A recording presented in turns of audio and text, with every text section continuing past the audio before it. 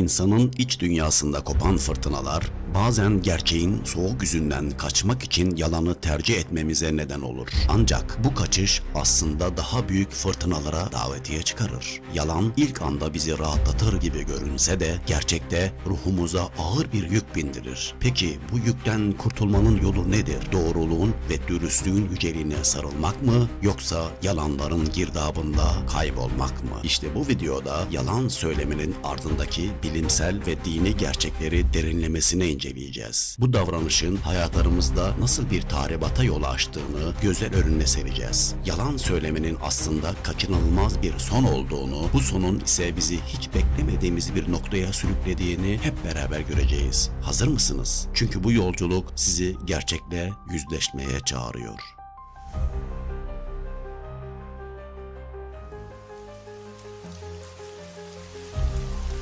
Yalan söylemek, bireylerin belirli hedeflere ulaşmak veya kendilerini korumak amacıyla başvurdukları birer yöntemdir. Psikoloji literatüründe yalan söylemenin temelinde 4 ana motivasyon olduğu belirtilir. Kendini koruma, başkalarını manipüle etme, utançtan kaçınma ve sosyal kabul arayışı. Özellikle çocukluk döneminde başlayan yalan söyleme davranışı zamanla bireyin kişiliğinin birer parçası haline gelmektedir. Beyin üzerinde yapılan araştırmalar yalan söylemenin stres yaratıcı bir süreç olduğunu göstermektedir. Beyin gerçeği çarpıttığı her durumda ekstra enerji harcar ve bu uzun vadede ilişsel yıpranmaya neden olabilir. Dahası yalan söylemek sosyal ilişkilerde güven kaybına yol açar ve toplumsal dokuyu zedeler.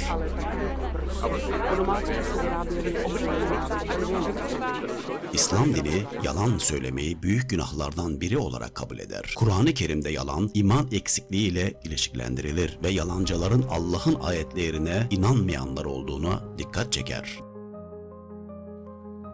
Yalanı ancak Allah'ın ayetlerine inanmayanlar uydurur. İşte onlar yalancıların ta kendileridir. Ayet, yalanın Allah'ın huzurunda nedenli büyük bir günah olduğunu vurgulamaktadır. Allah, yalancı ve nankör kimseyi hidayete erdirmez. Bu ifade, yalan söylemenin insan ruhunda yarattığı karanlığa ve sapmaya dikkat çeker. Yalanın insanları Allah'tan uzaklaştırdığı ve doğru yoldan saptırdığına işaret eder.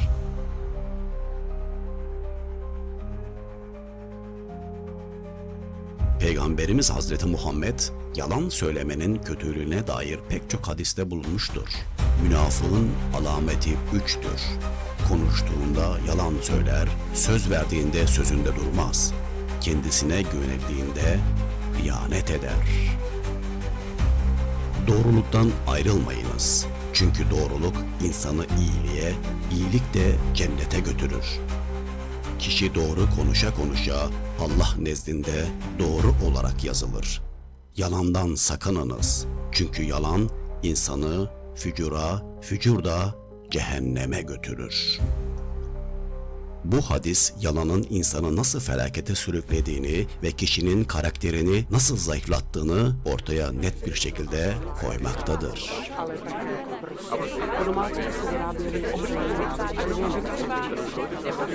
Yalan söylemenin sonuçları hem bireysel hem de toplumsal düzeyde ciddi etkiler yaratabilir. Bireysel olarak sürekli yalan söyleyen bir kişinin özgüveni azalır, kendine olan saygısı düşer ve zamanla yalnızlaşabilir. Toplumsal düzeyde ise yalan söylemek sosyal ağları zayıflatır ve toplumsal güveni sarsar. Bu durum uzun vadede sosyal kaos ve güvensizlik ortamına yol açabilir. Yalan kısa vadede kazanç sağlasa da uzun vadede bireyin hayatını ve toplumun yapısını yıkıma sürükler. Her yalan güvenin temellerine atılan bir darbedir ve bu darbeler biriktikçe en sağlam zannettiğiniz ilişkiler bile yerle bir olabilir. Bilimsel çalışmalar yalanın beyinde yarattığı stresin kişinin zihinsel ve fiziksel sağlığını yavaş yavaş aşındırdığını göstermektedir. Dini öğretiler ise yalancılığın kişinin ruhunu karartan bir gölge gibi olduğunu belirtmektedir.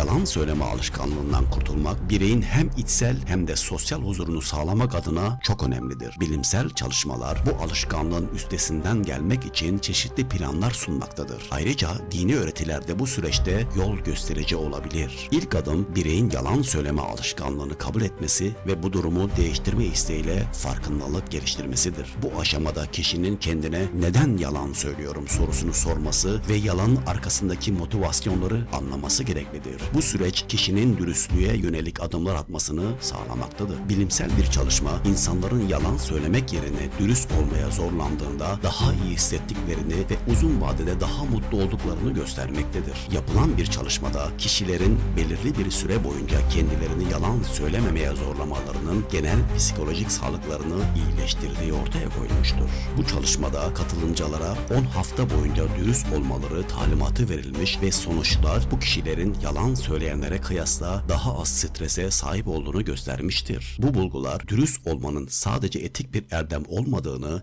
psikolojik iyilik hali içinde gerekli olduğunu ortaya koymaktadır. Bu adımlar yalan söyleme alışkanlığını yenmede hem bilimsel hem de dini açıdan etkili stratejiler sunar. Dürüstlüğe yönelmek bireyin hem kendine olan saygısını arttırır hem de toplumsal ilişkilerde güveni tesis eder.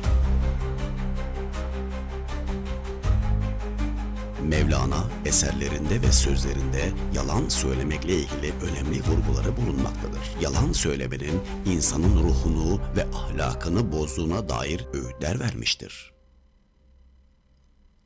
Yalan şeytanın dilidir. Hakikat ise Allah'ın kelamıdır. Yalan kalpte kara bir leke gibidir. Bir kere bulaştı mı temizlemesi çok zordur. Bu sözler Mevlana'nın yalanın zararlı bir davranış olduğunu ve doğruluğun her zaman daha erdemli bir yol olduğunu öğütlediğini göstermektedir.